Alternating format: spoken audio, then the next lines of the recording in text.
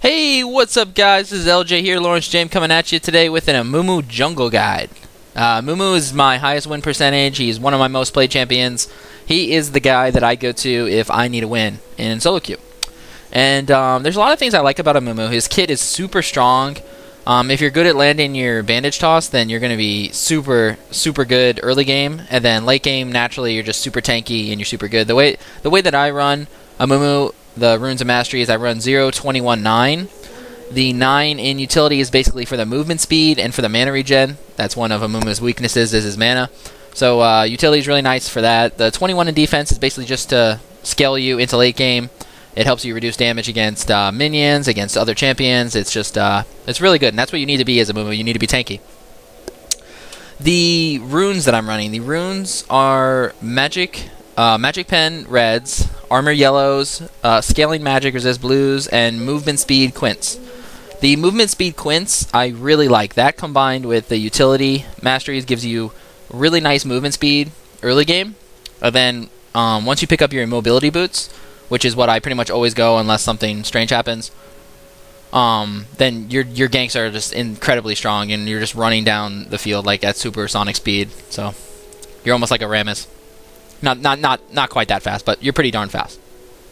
The only time I'd say that you wouldn't go mobility boots is if your laning, your lane phase ended early or something, or you're really behind, and then you'll need to go like tanky. You'll need to go like I don't know, tab by boots or something else. But you can see that we started out Hunter's Machete and 5 health pots. It's pretty simple, pretty standard. The skill order that we started, we started with Tantrum, and I know that's strange because a lot of people actually start with Despair. They're pretty much the same clear time. Despair might be a little bit faster, but not really. The reason I go Tantrum, though, is because I want to be able, in case I get invaded, I want to be able to burst and smite. So like 490 is my smite range, but with Tantrum, if I'm able to burst with it, then my smite range goes up to like 550 at level 1. If I go Despair, my smite range is only what smite is, because this doesn't have any burst damage on it. It's just basically overtime damage, so you can't count on that. So if you get invaded level 1, it's really important to be able to combo your skills together with your smite. And also, the other misconception is that Amumu has to start blue. Like, a lot of people think that, but that's not true at all. Like, just there, I started red. The reason I started red, actually, this game was because I'm blue side, and I had these two guys down here to help me at my red buff. If I went blue buff, I'd only have top flame to help me. So, you have to think about it like that. Amumu is super strong early game. So once you get both your buffs, so here I know Evelyn's probably going to be around mid. I come around here and try to land bandage toss onto Mordecai. So I land my bandage toss. I get blocked by minions a little bit, so I land auto attacks to keep him slowed. So now he's slowed right now with red buff, and then I flash over the top. I keep him slowed, and with Despair, Tantrum, and auto attacks, I'm able to take him down. TF had to run from Evelyn, but he doesn't die, luckily. Here I see Evelyn's over there, and I tried to land a bandage toss, but I missed, unfortunately. If I would have landed that, it's possible we would have forced a flash. I don't think we would have killed him, but hey, you never know. Okay, so why am I pushing the lane right here, right? So we get a kill on Mordecai, so now I'm pushing the lane. And that's basically because I know that Evelyn is nearby, and if TF stays in lane and tries to push it, then Evelyn's just going to try to kill him. And also, if we share the experience, and then we force Mordecai to miss CS at his tower, then that's putting TF even further ahead outside of the gank. That's even putting him further ahead than the gank. But here I'm trying to go back. I kill Race, and Evelyn saw me queue over the Race, so that was a big mistake. So he saw me, so now he ignites me and goes on top of me, and it's going to be really hard for me to get away from this, but I stun him and then go through the bush and try to get away. I stay close to the wall to try to avoid as much damage as possible, and unfortunately Evelyn kills me there. So that was not good on my part. That was a good play by Evelyn, though. She waited a long time for that. She was so patient for that. That was a really good play. Here Fiddle support trying to do something to him, but he's not going to be able to do anything. In this new meta, it's very hard for your laners to come and help you in the jungle if you get invaded, because if they come and they don't get the kill on the person invading, if the guy flashes away or he somehow gets away, then all of a sudden your lanes are super behind, right? So like pretty much all my lanes are losing now. Bottom just died. Mid is a little bit ahead because we got that kill in mid, but top gave up first blood, so he's definitely behind. So right now I'm just thinking about whenever I'm farming creeps here, I'm always looking at the different lanes, right? I'm seeing where I can possibly gank, where I can possibly help, and so now I'm trying to come top. I don't think he ward. Oh no, he did ward. Okay, so he has a ward here. So now this is very important. So landing your bandage toss at this moment here, I'm gonna pause this. Okay, so look, So now there's a few options here, right? So I'm coming through the lane. This is warded, so we know this is warded. Now he's engaging on him here, so I can come out here and try to land Q on him blankly. But a lot of times what I'll do is I'll come out, and this person, this Jace, will try to juke out my Q. And so if I throw my Q and miss, then we're completely screwed because now we don't have any CC, and he's probably going to be able to flash or get away. So instead, what I would suggest doing is running up here and cutting off his position, and let the Jace try to bait your Q and like juke around, and then only go right on top of him, and then if he tries to get away or go somewhere else, then land your Q when you're 100% sure you're going to land it, if you can. Of course, obviously, like sometimes if they're running away, then you're going to have to try to land your Q. So let's see what happens here. So let's see what I do. So I come around here. I have boots. He doesn't have boots, so I'm able to run fast. Gameplank wards that bush, and now he flashes away, and then I land the Q. See how I didn't Q right away there? I'm able to land the Q afterwards, after he flashes. So now Gameplank's dying really hard. So Gameplank's going to die there, but we're able to pick up the kill on Jace. I'm not going to be able to 1v1 this Evelynn because she has double buff, thanks to me for her killing me at race. So we're just going to stay here at this turret and try to get all this experience here. This is very important. Like being able to hold lanes is pretty important. So right now we're just trying to get as many last hits as possible. Evelynn's doing a good job poking me, so I have to back up a little bit. I'm definitely gonna miss CS. She's definitely causing me to miss CS here. But you just can't let all this die to the turret. All that free experience, all that free gold. Somebody has to get that. So Evelynn's still trying to pressure me here, and that's like Evelynn's main job, is to try to disrupt me. She's not really a great ganker, but she can be a great ganker, obviously, because she has stealth. So that's pretty good, but she's not very strong in an even fight. She's just very good at counter invading early. So she's a very early champion, so she has to do well. So I got the kill there, right? So Gameplank is still behind a little bit, but he's not as bad as he was. So here I just go mobility boots instead of finishing off my Spirit Stone into Ancient Golem or whatever else I would build it, and I go right into mobility boots. And my reasoning behind this, I don't always do that, but a lot of times to do it, is because if I'm going to be ganking a lot at this point in the game, I need to be able to move fast. And a lot of my lanes are needing help. So now Evelynn picks up another kill on TF. So now she's pretty fed. She's 3-0-0. So we need to watch out for that. And again, what do? Instead of going to farm my race, instead of going to do wolves, instead of ganking somewhere, I have to hold mid lane. I have to hold it. Otherwise, we're just going to lose all this experience, and it goes to nobody but the tower, and that's obviously not very good. So Evelynn does the right thing here. She invades my race because she sees me at mid. But so now my team is definitely behind. We're losing every single lane, and I need to be able to help somebody. So I'm thinking about probably coming to help bottom. I know Evelynn was around my race, so there's a good chance. See, I ward right here because I know my red's almost up, right? Because we always time our buffs. That's one thing I didn't really talk about. So timing your buffs, right? So it's 5 minutes on your buffs. On blue buff, red buff, I always time it. So if we killed it at the first one at like I don't know, let's say we killed it at 2:10, we know the next one's going to be 5 minutes later, which is 7:10, right? So I write that down instantly. As soon as I kill the red buff the first time, I write 7:10 our red. And I write down any buff that I see the other team get, so we know where they're going to be at what time. So now around 7, I knew to be around this area, right? I warded here because I knew Evelynn was around here, and I knew my red buff was going to be up soon. So that's why we need to protect our buffs. And instead of like ganking bottom right there, I know my blue buff is going to be back up, right? Because we killed it right after red the first time. So I go right to my blue buff. So getting your buffs off the map is really important. And so like right here, why I'm not giving him blue, giving the mid lane blue, and I'm taking it myself, is because we all know that I'm going to have to be able to carry this game right now because we're so far behind that I need to be able to consistently gank every lane.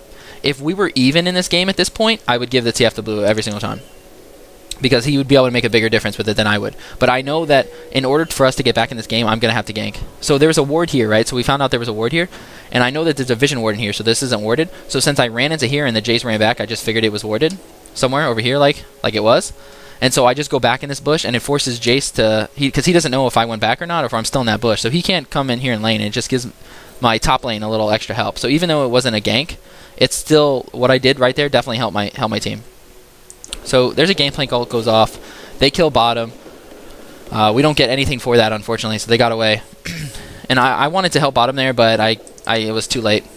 So I just go right to golems. You always want to be farming as much as possible. I'm watching mid right now, and instead of farming my race right here because I see what position he's in, I go right for Mordecai. And look at how fast I'm moving. Like, look at how much faster I am than the Mordecai. So he lands a yellow card. So super easy right here, right? We land my ultimate. I Q in afterwards, after my ult, time my abilities. I keep red buff on him, and he's able to pick it up with a yellow card. Unfortunately, Evelynn comes in at the same time, and I'm not going to be able to 1v1 that. She has double buff as well as me, but she definitely does more damage early game for sure. And she's actually more fed at me than this point because she already has her her Spirit Stone upgrade. So we're just going to go back right here. The reason... Oh, actually, I'm going to stay? Okay. Yeah, so I'm going to stay here and try to collect as much experience as possible.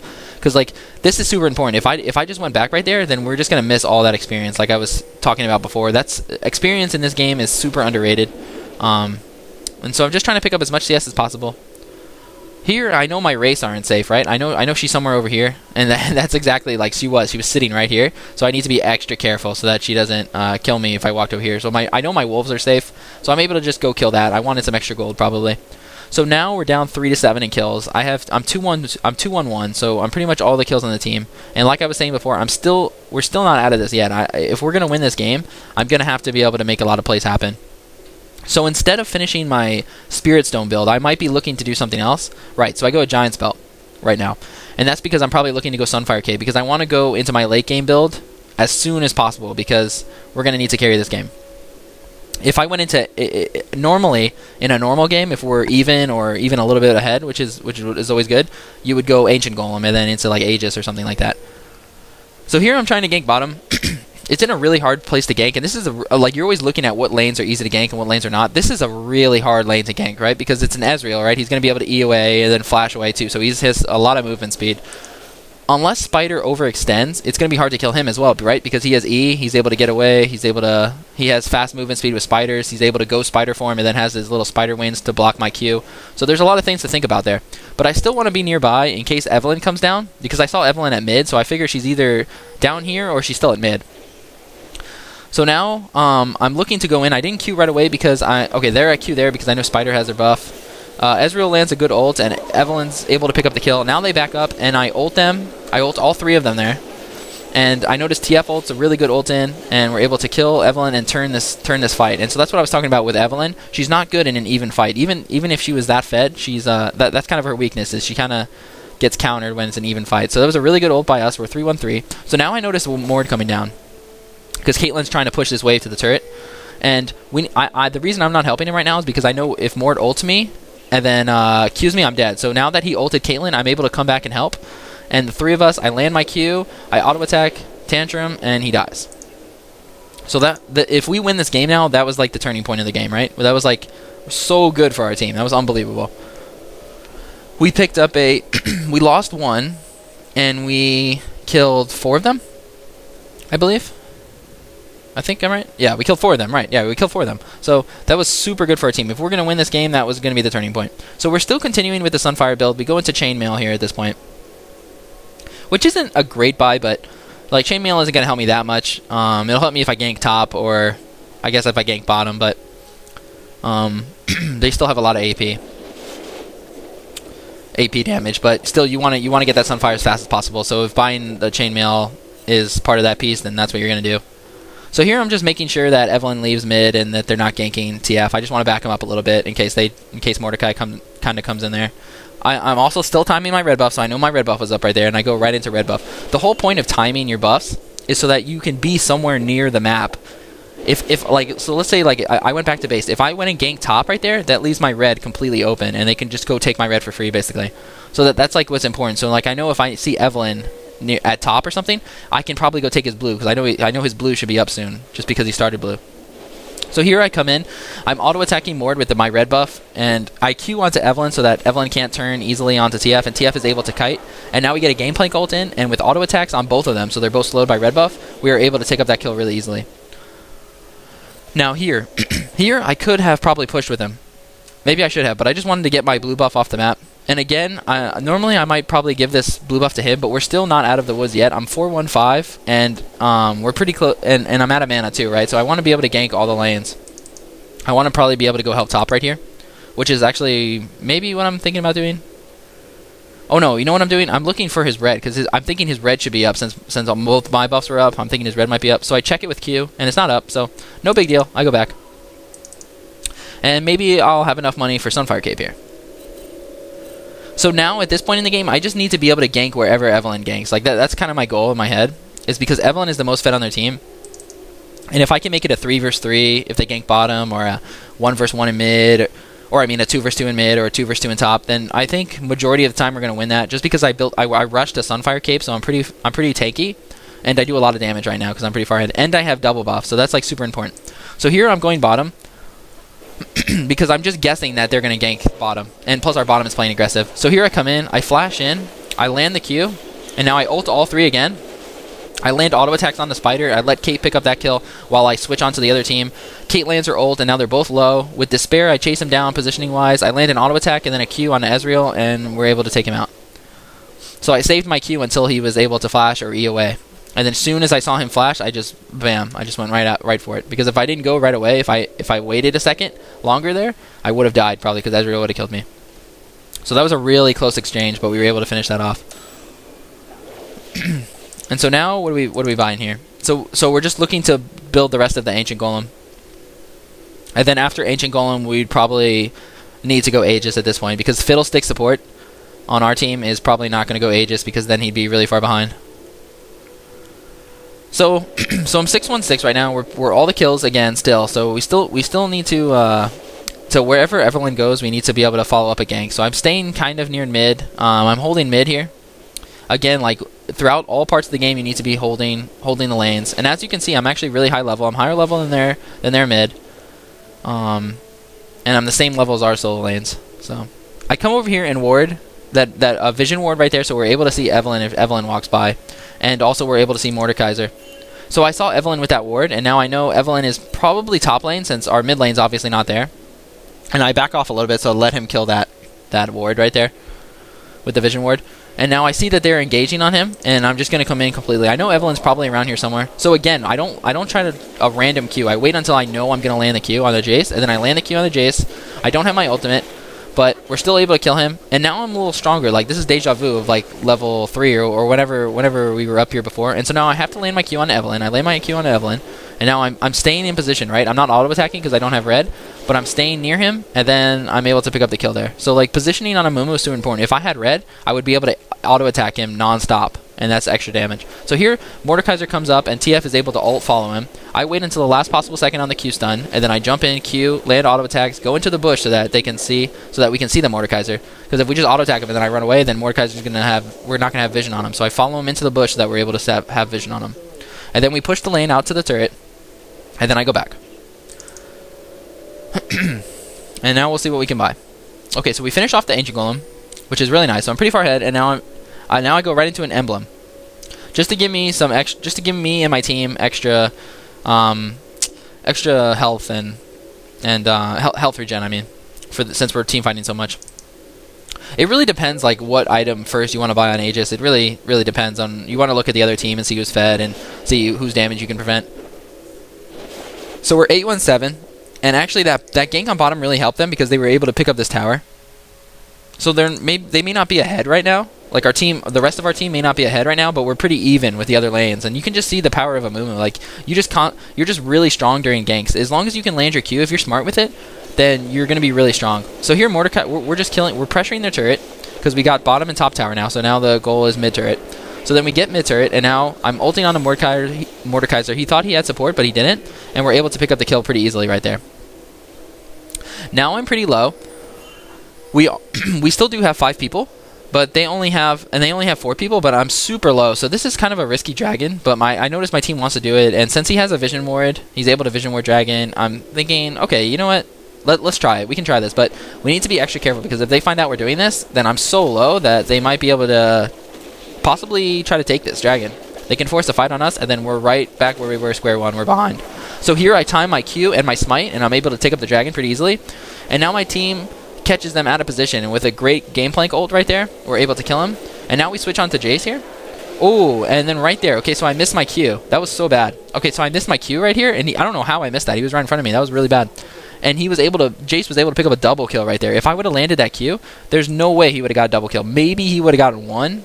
Definitely not 2, and he might have gotten nobody. So even though we're 8-1-9, we can still be playing better this game. We're still not God mode. We're still like, I don't know what we are, but we're definitely not God mode because we messed that Q up. So that was not good. You can improve in every single game you play, no matter how fed you are, no matter how bad you're doing. If you just always try to do the best you can in every single game, then we're gonna be fine. and you're going to go up in elo, and you're going to become a better player. Like, over time, you just become a better player, I think, if you think about it that way. So here, we're just taking blue buff. Again, I would suggest mostly giving this to your blue buff in a normal game, right? This is a little different game because we still need to carry. And so now I don't know what I'm doing. What am I doing here? Why am I sitting there? Okay, I have no idea why I'm sitting there. Don't do this. This is not good. What is this? Maybe I'm DC'd. Okay, I'm DC'd. Okay. I forgot. Okay, I DC'd that game for a second. Okay. I was gonna say, I was like, I don't know, maybe I was hungry and I went to go grab a Snickers or something, I don't know. I was getting grumpy. But, so, we're just clearing the wave as much as possible. I noticed our red is up. I'm probably telling Kate to get it, but maybe Kate said she didn't want it or something, so hopefully we get that off the map pretty soon. But we do have vision on their team. Like, we do know where they are. We have this warded, so I do see them here.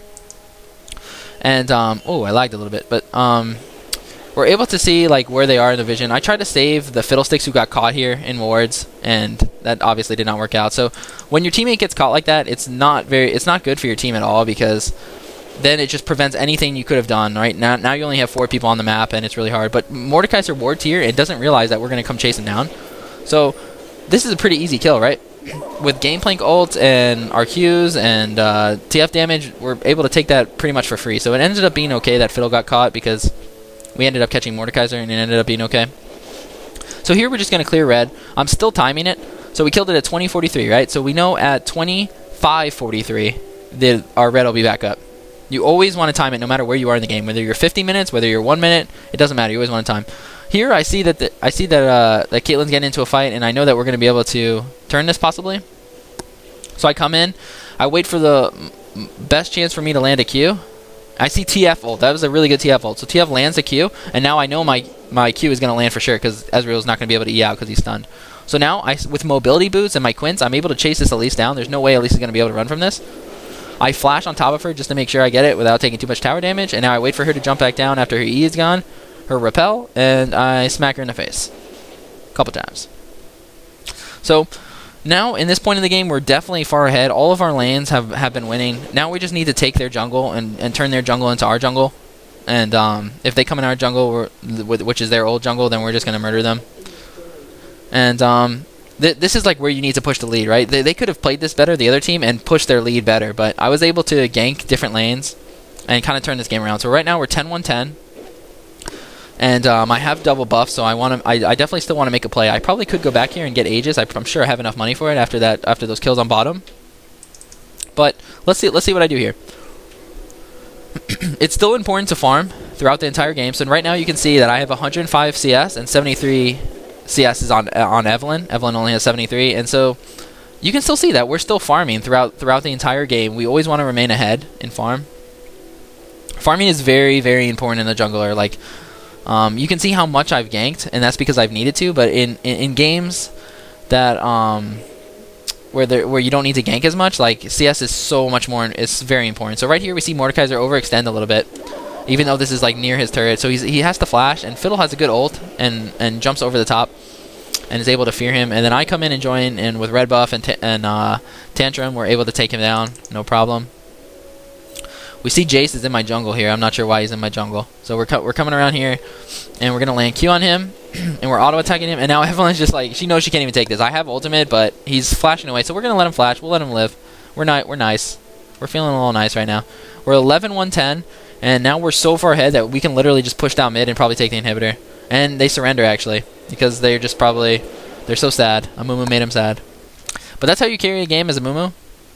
And that's how I like to play Amumu. So thanks for watching, guys.